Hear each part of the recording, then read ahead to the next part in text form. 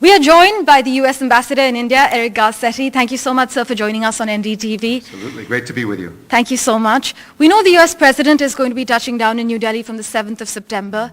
What's top of his agenda? I think first and foremost, a successful G20 and a chance to see a country he loves, a government that he's engaged with, and his counterpart, who he just welcomed in Washington for a historic visit 2 months ago. The momentum has not let up. We know that America loves India and India loves America, but it's more than just symbolism. It's about producing good outcomes that improve the quality of life for global citizens and lifting up India's incredible leadership in G20. You've been here over 100 days now and you've traversed around 12 cities. You've got the pulse of the country.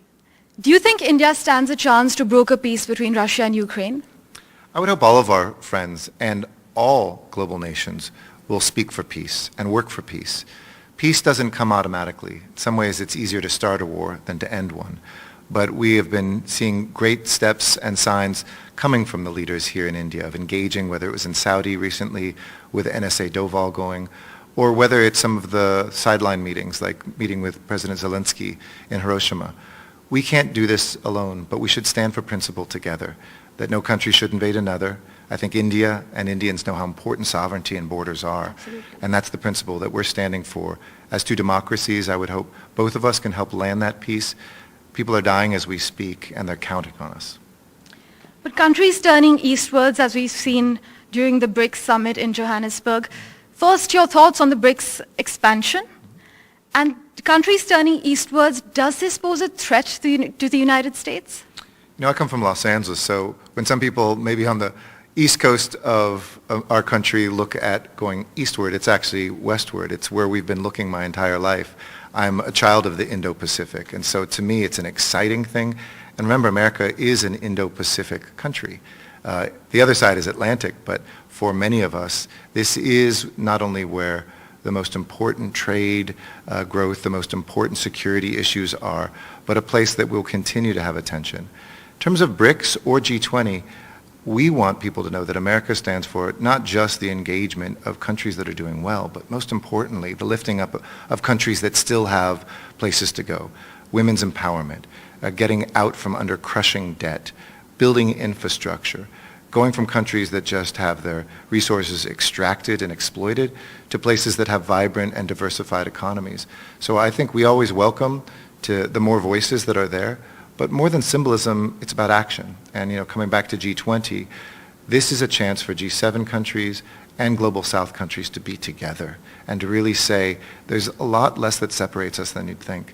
During the pandemic, we learned that when countries like India were so important to the global solutions. And I think in the future, whether it's climate, whether it's women, whether it's looking at the ways we have to space. I mean, this week, congratulations, so exciting. We need to be together. And from the seabed to space, we are, US and India, working together as a force for good.